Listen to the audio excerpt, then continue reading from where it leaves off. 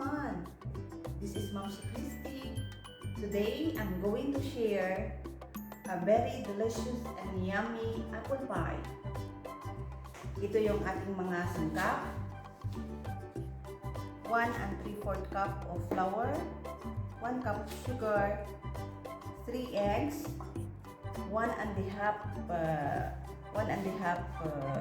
gram, and we have here the powdered sugar para sa ating cake, sa ating apple, and we have here the baking powder. At we will use 8 pieces of apple.